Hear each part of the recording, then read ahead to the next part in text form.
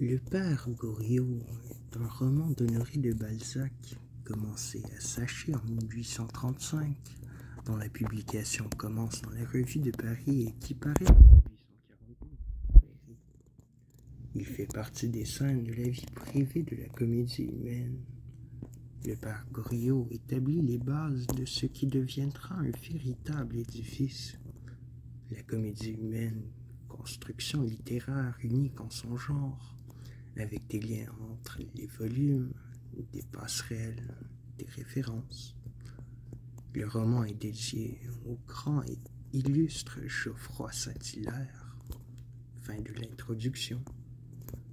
Résumé. Le roman s'ouvre en 1819 avec la description sordide et répugnante du quartier du Val-de-Grâce et de la maison Vauquier, une pension parisienne située dans la rue Neuve-Sainte-Geneviève et appartenant à la veuve Madame Vauquier. Plusieurs résidents s'y côtoient, dont Eugène de Rastignac, jeune étudiant en droit, ambitieux, à l'esprit sagace et d'origine modeste, un mystérieux personnage au physique imposant et aux manières un peu rustres et grossières, nommé Vautrin, et un ancien vermicellier ayant fait fortune pendant la Révolution, maintenant retraité surnommé le père Goriot. À l'époque où ce dernier est arrivé à la pension, lorsqu'il était encore riche, la veuve Vauquier nourrissait le désir quelque peu intéressé de se marier avec lui.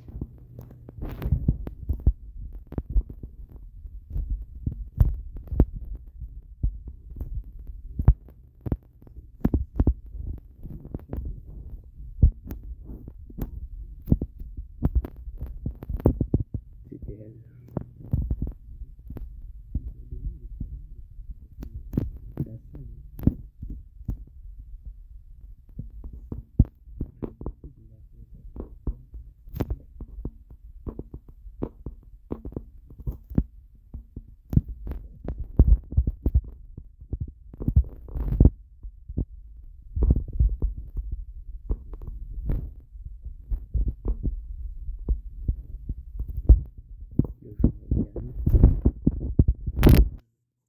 Mademoiselle Michonneau ou Monsieur Poiret. Horace Biachon fait partie des pensionnaires externes abonnés pour le dîner. Rastignac, le héros du roman, a le grand rêve de s'intégrer dans la haute société. Il y fait ses premières démarches, ses premiers pas au bal d'une cousine, la vicomtesse de Beauséant.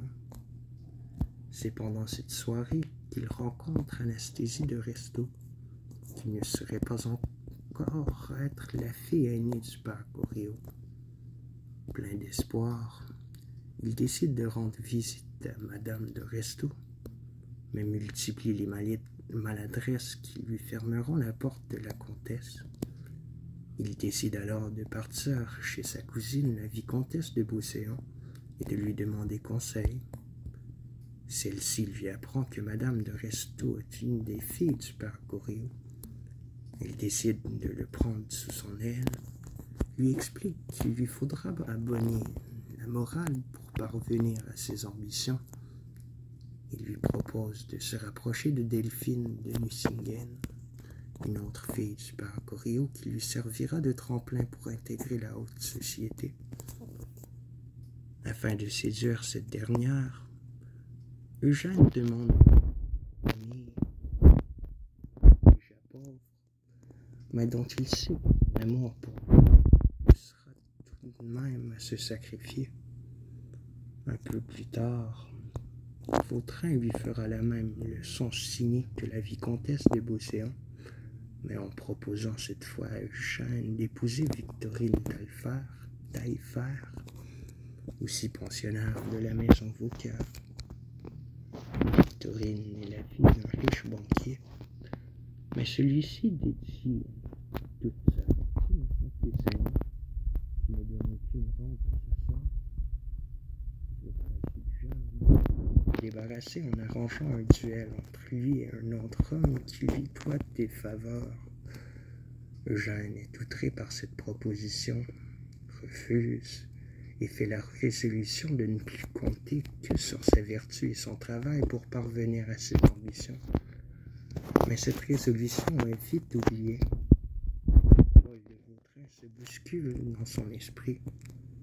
Il rencontre Delphine de Nucingen au théâtre et est persuadé à tort de lui avoir fait une somptueuse impression. Un peu plus tard, les pensionnaires apprennent que Vautrin, Cologne, de son prénom, est en réalité un homme nommé Trompe la mort. Vautrin s'arrange cependant pour que son ami tue le frère de Victorine, mais il est capturé par la police.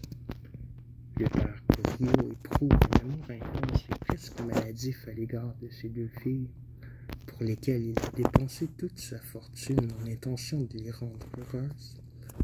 Mais en tant qu'ancien de la Révolution française, la présence du père Goriot, en cette période de restauration de la monarchie, devenait gênante aux yeux de ses chantres. Ces derniers sont donc parvenus à pousser les filles du père Goriot à le renier, non sans la complicité de Goriot lui-même. Il est furieux de la manière dont elles sont traitées par leur mari. Enthousiasmé par l'intérêt de Rastignac pour sa fille Delphine, il achète même un appartement pour eux deux, afin de les rapprocher, espérant qu'ils s'entichent l'un de l'autre et se mettent en couple, ce qui lui permettra de voir sa fille plus souvent. Quand son autre fille, Anastasie de Restaud, l'informe qu'il se trouve obligé de vendre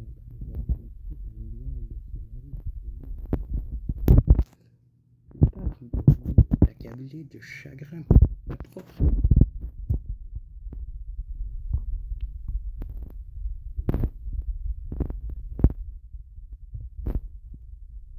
désir. Aurait lucidité de rage. Goriot tout les Rastignac qui, en finissant dans son dernier soupir, bénir les absentes qu'il n'a jamais cessé d'aimer. Seul Rastignac et un domestique de la maison Vauquier nommé Christophe assistant aux funérailles.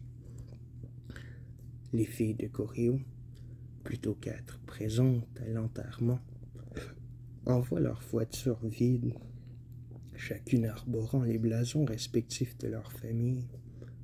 Après la courte cérémonie, Rastignac se tourne face à Paris, alors que les lumières du soir commencent à apparaître, et dit majestueusement « À nous deux maintenant ». Puis il s'en va dîner chez Delphine.